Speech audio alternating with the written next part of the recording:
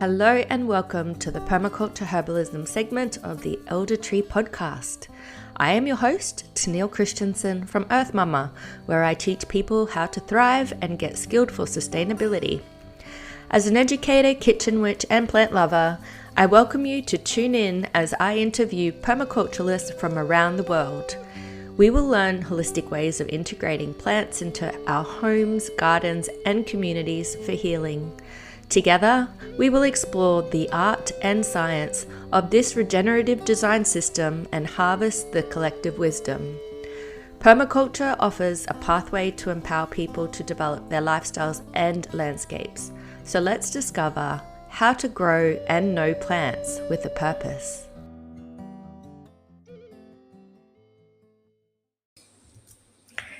Elizabeth Jinks is a midwife, a mother of 7 children, a seed saver, and a syntropic food forester.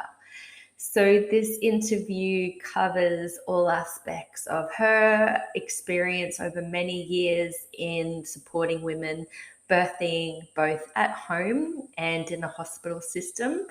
We cover topics such as placenta planting, both in the birthing on country and real-time placentas in the ground as opposed to medical waste, and also placenta planting in the garden as part of the Syntropic agroforestry gardening technique.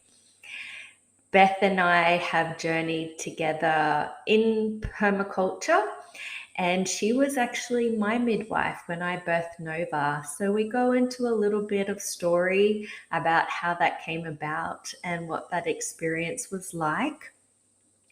Beth actually birthed 6 of her children at home with the continuation of the same support from this particular midwife who had inspired her to be that person for other women in the Queensland community to be able to birth at home. And she shares her love of motherwort and mugwort moxes and a whole heap of other plants that she grows in her food forest and also in she uses as culinary and herbal support for herself and her family. So you can learn about what she is harvesting in her summer garden of abundance right now. And we touch on some other topics such as Mayan, abdominal massage, moxes for breech babies. So I really hope that you enjoy this interview as much as I have and can be inspired by the her work in evolving permaculture landscape from a dry landscape to a hydrated, abundant food forest, starting with just the land that she says chose her. So let's jump into the interview now. Well, welcome everybody. I have the great honor of interviewing Beth Jinks, or Elizabeth Jinks. Now, Beth and I have known each other for about over a decade now. She was my midwife when I birthed Nova, and we met in a yoga studio. She was teaching yoga and I fell in love with you. I fell in love with you at the time and I was like, I want you to be my midwife. And I think the stars aligned to make that all happen. And that journey since has led us into sharing our permaculture journey together. So I think you're an amazing person to be able to be sharing your wisdom in this space on the topic of herbs and how you utilize that in the midwifery realm and in your life in general with your property. So without any further ado, thanks for joining me.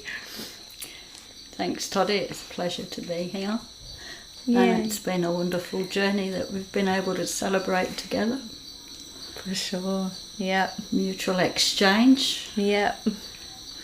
Yeah. Of energy and knowledge and love. Yeah.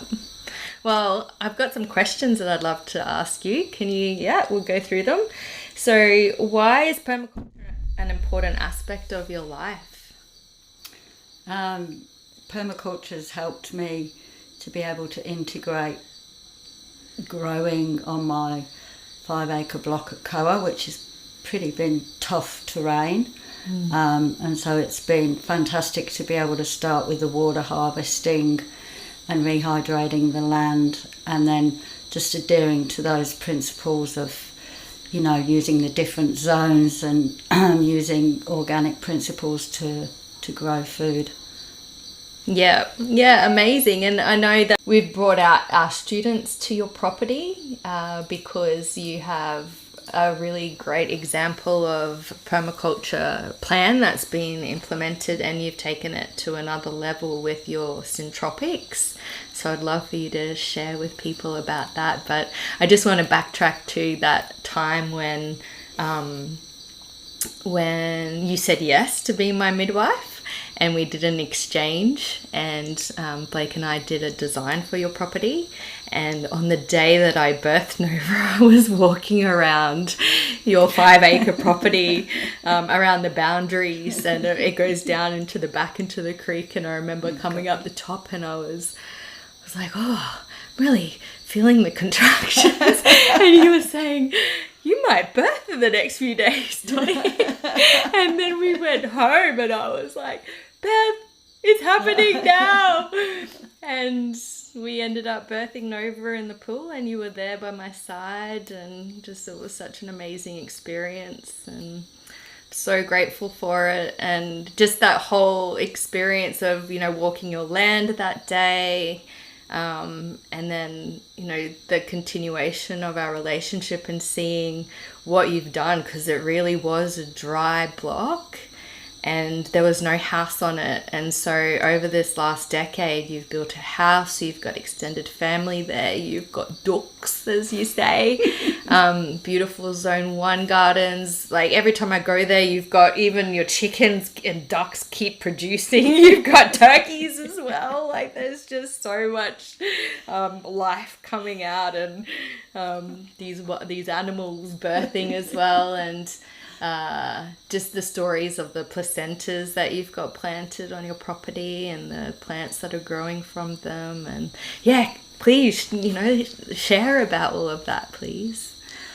So I think the land chose me. I remember I was looking for a house in Koah, and there was no houses, and me and the kids just happened to stop in the street and saw, oh, there's a block of land there for sale, and got out, and it was just like an instant recognition that that the land kind of had called me there, you know, and just everything seemed to just flow together. I mean, it was tricky to start living in a container and a caravan with not much, and slowly getting all the infrastructure in place. But, you know, definitely feel really blessed with all the things that have come along, and, you know, with the things that you and Blake did to help, and different people at different times coming along and giving me a hand. Yeah, and it's just evolved so much over the years. I know you've done a lot of exchanges for plants as well over the times, and what's been happening with your Syntropic journey?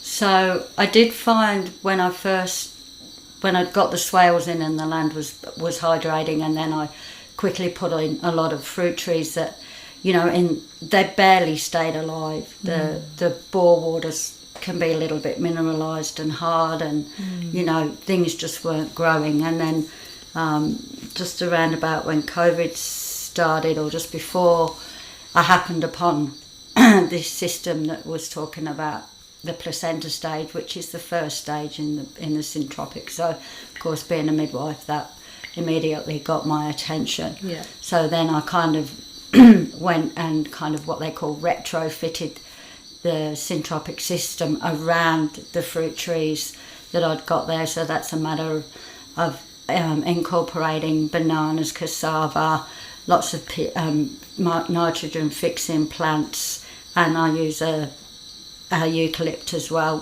which is non-allelopathic, so it's Grandis that I use there.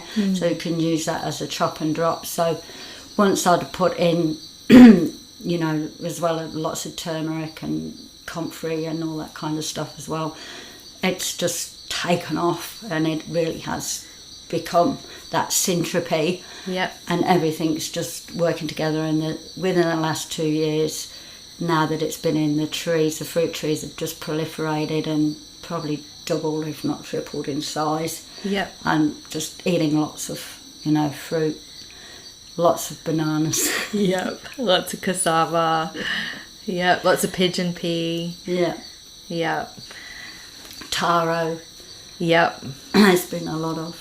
And the cocoa yams. Yep. As well. So full and tropicals. Then different fruits like, carambolas and mulberry and which coming in their own season. Yeah. Jackfruits. Yeah. So a proper food forest now. Yeah. And it's been how many years really since you've put that system? 2.5. Wow. Amazing. Since the Syntropics went in. Yeah. I know our students find it really inspiring to come and see your place and walk through the garden and really experience it with the pigeon peas hanging over and in full flower and your dam.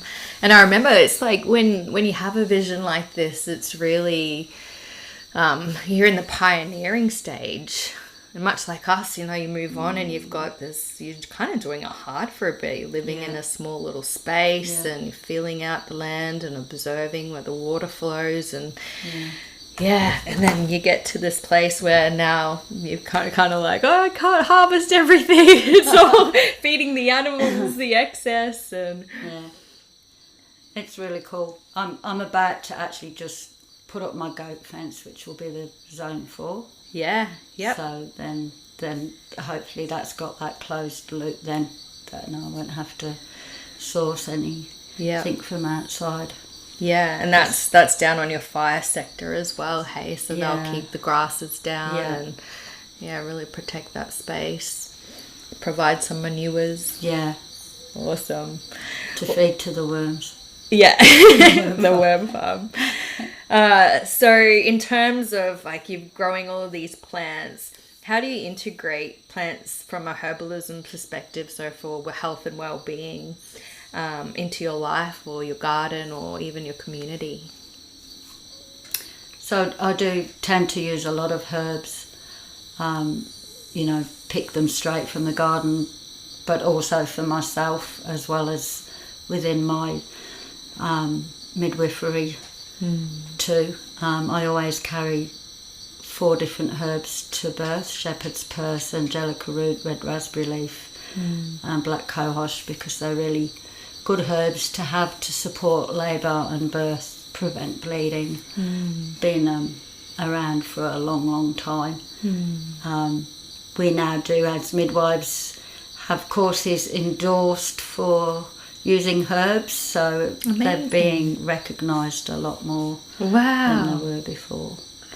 Yeah. And do you feel, because you've worked in midwifery in the system, in hospitals, and then you're also a home birther and support women in their own space, do you have anything to share on that experience and I suppose empowerment, or the reasons why women are doing it and why you're passionate about supporting home births? So I think it is more difficult in the hospital. It's more about the women giving the herbs to themselves because it's not technically, prescribed. Yeah. So, doing continuity of midwifery care gives you that chance to talk to the women so that they can do their own research as well and find out, and buy their own herbs from different places. So that is a different. Obviously, women that are birthing at home often more already know about herbs more frequently, not always though, but so they're already clued up like you were, on the herbs that can be used to help. And obviously not just birth as well, but antenatally and postnatally too. Yeah. Lots of different supports for women there. Yeah. The amazing raspberry leaf and actually what I found really interesting throughout my journey of pregnancy was herbs that I couldn't eat because I was so used to consuming them all the time. And I remember earlier on in my first trimester I went out and I picked some horseradish, drumstick tree, moringa. So many names for it. I picked some moringa and I ate it like I had so many times before, and I literally got like heartburn and reflux straight away. I thought, oh wow, that's interesting. I don't want to eat this. And then I went back to my herb books and read, and it's like it's an abortive. You don't have it in there, but it's great after you've birthed to help bring in the milk and provide quality milk. So there's a time and a place, and this knowledge is just so important for us to be. And it's the same with some foods as well, like green pawpaws.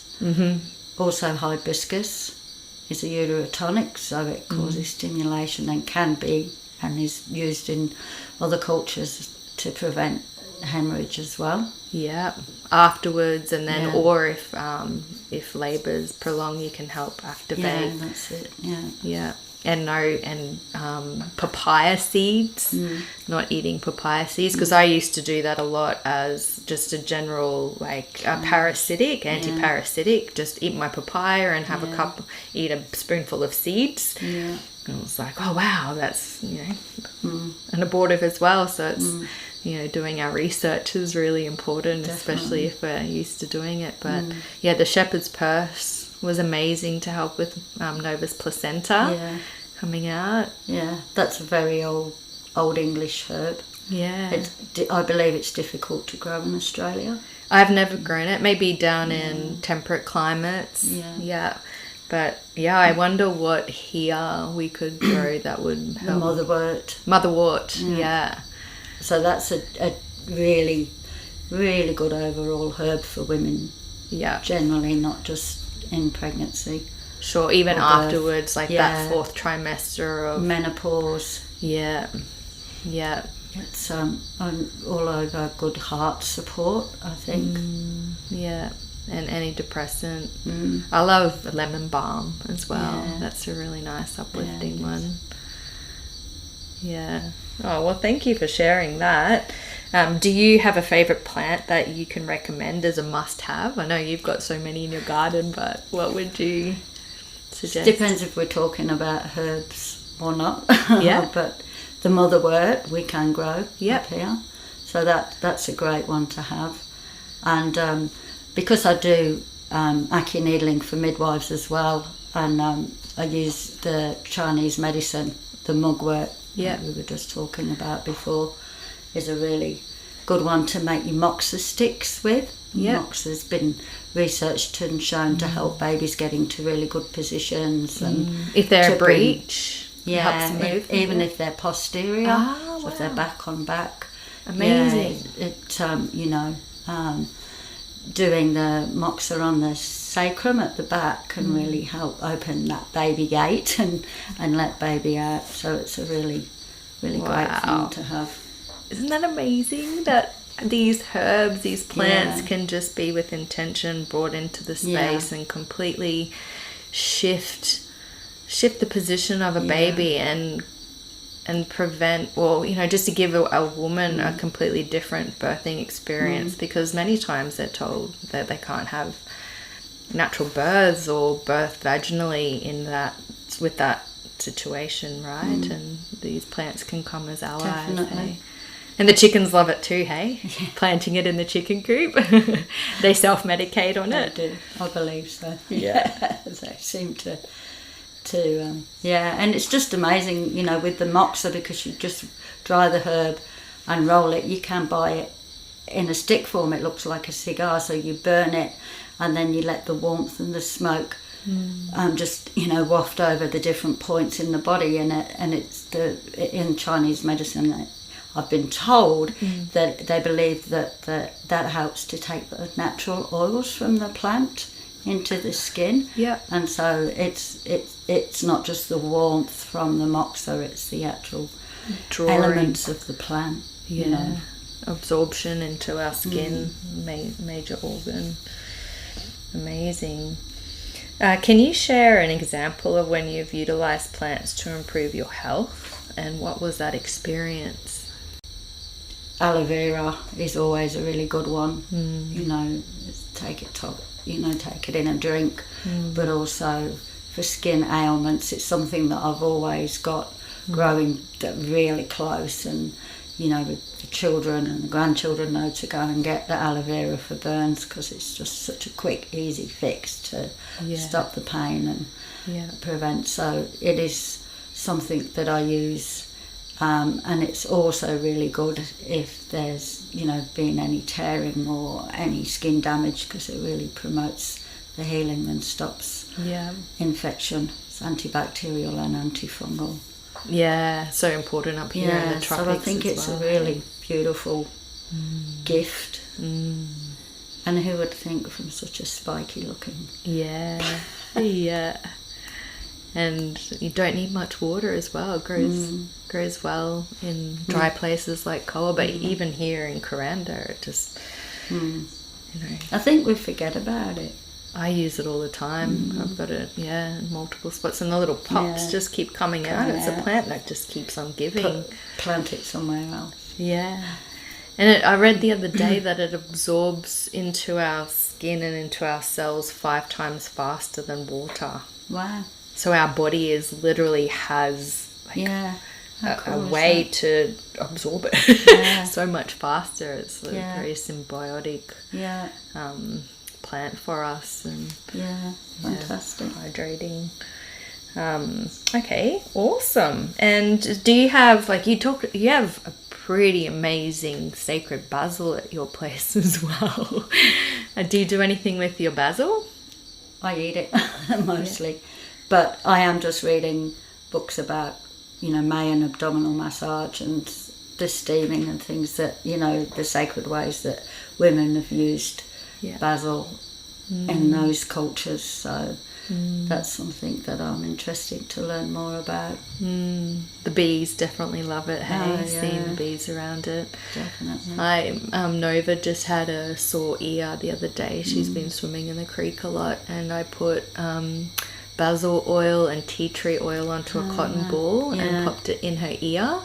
And she slept with it overnight, because you'd never put oils directly into your ear. No. But yeah, and she did that for 2 days, and the earache went. And I just feel really blessed to have that. You know, someone once told me that, and I've actually recommended it to my mother-in-law, who's a nurse. And she did it, and she had this sore ear for a few days, and she did it, and it worked. And she was like, oh, wow, there's something to this. And then being able to do that for Nova, because growing up here in the tropics, I used to have ear infections all the time, and be always like straight to the pharmacy and doing all of these ear drops. And it's like, now with this knowledge of plants and the accessibility, it just feels so good to have that, be able to do it. So thank you for sharing all of that. I'd love to know what's alive and thriving in your life right now. So all my food forests, like we talked before, the banana, what else is grown? Mulberries, they've just finished. I had so many mulberries this year. What did you do with them? Oh, the kids ate them. Yeah. Any kid that came over would be like scrumping. I've got 3 mulberry trees. So. Beautiful. Ice cream bean? Lots of bananas. Lots of bananas about to come on. I've got lots of the moringa. Throwing lots of pods at the moment as well. So that's really going well. My hibiscus is flowering like crazy, which is good. I'd like to be able to use that more to make hibiscus tea and stuff like that. That would be. Do you have the purple leaf, the cranberry hibiscus? Is that what you're talking about? Just the hibiscus flower. Yeah, okay. Yeah. But I do have, the cranberry hibiscus and the Okinawa spinach and the zambong is all Brazilian cherries. Yes, they're ripening. To bloom. Mangoes on the trees. Yay! I'm trying to think, it's like small, but... Do you have a lychee? I can remember up the top. That's not quite been there long enough yet, because they take about 7 years, don't they? At least. Yeah. And then they fruit it's at least biannually. We've got a better crop this year. Yeah. And I had really big treeful garum charmia. Gramachama. That's it, I can never say. Tropical cherry for Gramachama, Christmas. okay. It comes up, it fruits in Christmas time okay. usually. That's Has it got delicious. flowers on it? No, they've been and gone already, so whether or not... You'll get another flush coming up. They were delicious. And loads of jackfruit. Yeah. Mm. Beautiful. Pawpaws. Lots Passion of fruits, almost ready, not quite. Yeah. Big green passion fruits everywhere. Yeah. So you've, with the placenta, so Syntropic spoke to you because they really detail food forestry in a very organized fashion of what plants, with the annuals, and they've got the placenta stage. And then you've got placentas on your property too, hey? Yeah. So why do you do that? Why do you plant them and put trees over them? So, particularly in Maori culture, probably in lots of other cultures as well, they really feel that, the placenta is such a sacred thing because it's unique. Like each person it's half mum, half dad. It's not just mums, it's babies, and it's actually amazing how a woman's body will allow that to grow within her for that whole period of 8 months, because it takes a little while to form. But so I just think it really ties the spirit of the person to the land. And I was reading, I can't remember the name of the book, I think it was Under the Emu Tree or something like that, which is an Indigenous Australian Aboriginal book. And the feeling from I wish I could remember the name of the lady that was writing it, was that she felt that there was a lot of mental health issues amongst the Indigenous community, particularly the youth, because you birth in hospital and you have to sign a release form to get your placenta because it's considered medical waste. Wow. So like I said, lots of cultures have really had lots of strong ties to putting the placenta in the ground. So I do feel that, and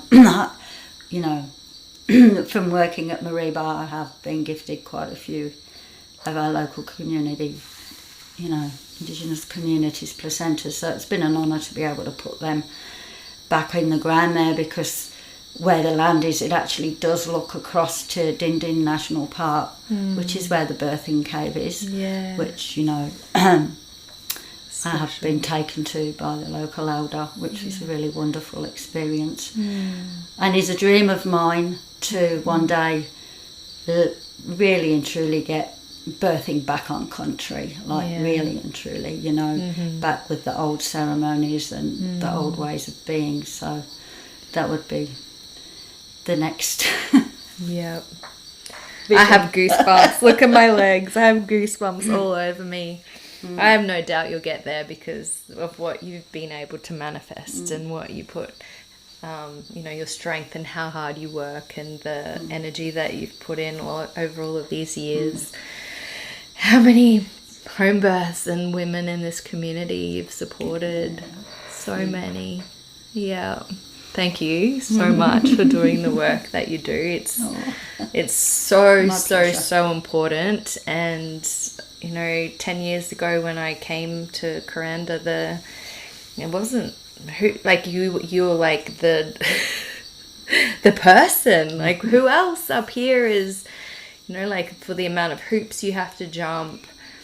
I just want to acknowledge that it's not actually an easy path. You're going against the grain to be able to be present and to bring this, allow women to birth the way that they want to, in their homes or on country. And, There's definitely a lot of safety and quality guidelines that we have to adhere to, and just also staying within those safety parameters of keeping everything normal. Yeah. Because of course there is sometimes that you need to transfer, but it's not very often. Yeah. And that's what I appreciate as well, is that you have that very clinical in-hospital experience. You've done a lot of births in hospital as well. You know the system and how it all works. And then you've seen the difference, like what we were talking about before, like the cesarean rate. Could you share a little bit about that? So there's, the World Health Organization says that, to keep birth safe, that we need a 10 to 12% maximum cesarean rate. That's all it should be. So currently for first-time mums within Australia, we're looking to between 35 and up to about 38%, rate of having a cesarean if you birth in hospital. The chances of having a physiological birth in hospital is 25% at the moment. So that's going in and not being induced, birthing spontaneously, and then birthing the placenta spontaneously as well. So I think there's a lot of work to be done, or things to be undone. Yeah. I mean, obviously safety is of the main issue, but So that's about 1/4 of the women that go into hospital to birth will actually birth without anybody doing anything to them in terms of bringing birth on and post-birth and all of the aspects. So, to it. not having an assisted birth, forceps or ventouse or, Wow. any of those things. But, I feel like I was really lucky because I had 6 of my 7 babies at home with my beautiful midwife, Marianne Idle. So I just feel like it's my turn now to be able to be with women the same way that she was. Big inspiration, hey? Oh, that's so beautiful. I wouldn't want to do it any other way. I do see the value in having hospitals when there's high risk, and if that's a place. And I know some people actually feel safer in hospitals, and at the end of the day, I think that's really, we're only going to birth well if we feel safe. That's it. And for me, the hospital system feels like an unsafe place, so it was the last place I wanted to be, and I think I had the most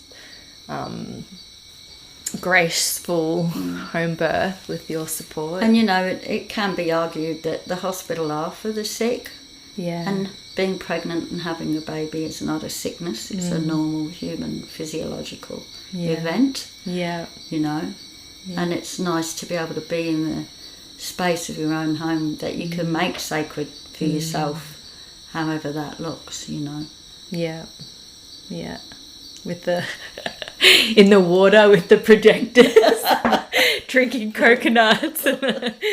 I don't know if they're all like mine, but that was a pretty empowering experience. I loved it so much. And I must say, I think the both you and Blake's permaculture background came through when you dehydrated your placenta with all the different herbs and spices and made placenta jerky. We did. Yeah. So how many people are doing lotus births these days? Is it growing? Is that number an awareness of its value? Not really. No. Okay. Yeah.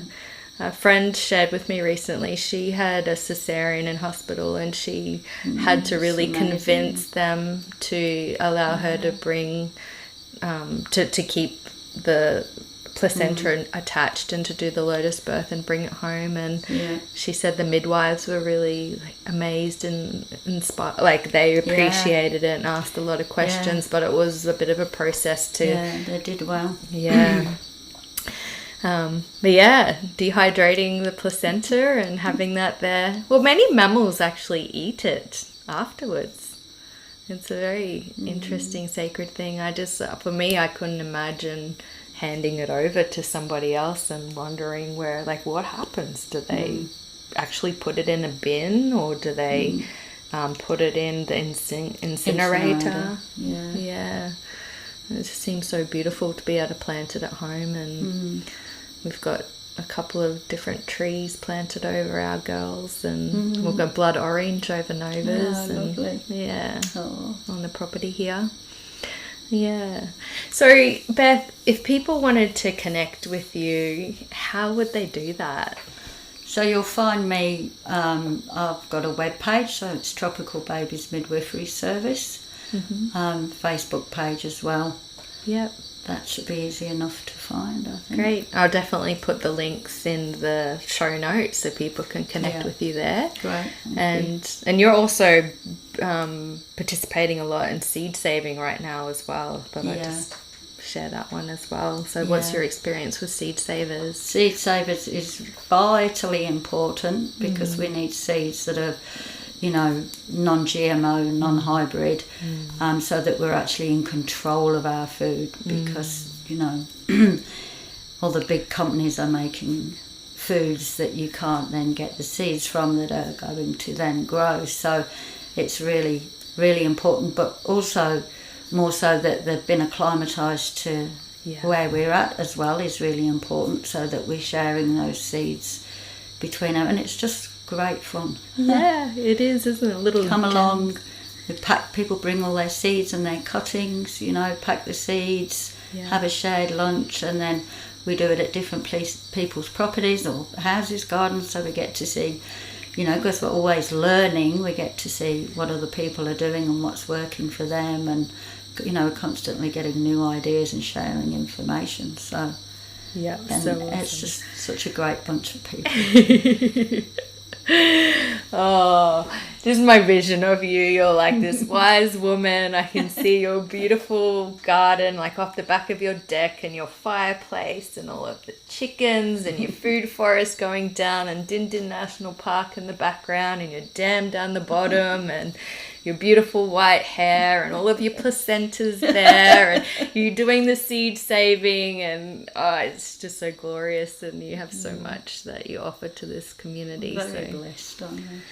Thank you so much. Is there anything you wanted to add before we close off this podcast? Just remember, like permaculture says, the problem is the solution. Yeah, it's a powerful one. It took me a while to get my head around that principle. I was like, what? The problem is the solution. How is that possible? But yeah, I realized, well, if there's disharmony, and if things aren't in flow, and there's the energy is showing us something that is problematic, then us putting intention and focusing and problem solving and dealing with that, and the solution comes forward, because it's kind of the shadow work in a way. We're looking at it, we're bringing light to it, and we're finding a better way. And then that's where innovation happens, and our solutions come forward. That's how we evolve. So beautiful. All right, well, thank you so much for joining me. It's been a pleasure. Yay. Thank you. Bye, Beth. The Elder Tree is a not-for-profit organisation that is in the beginning stages of creating a grassroots herbal education centre and healing sanctuary in the Atherton Tablelands of Far North Queensland. To find out more, go to theeldertree.org and follow the journey on Instagram and Facebook. You can also donate to the Elder Tree via our podcast channel on Anchor or via the website. If you liked the episode, we'd love you to subscribe. And if you know who we should interview next, drop us a line. See you next month, and in the meantime, may you grow them to know them and be blessed with good health and many plants.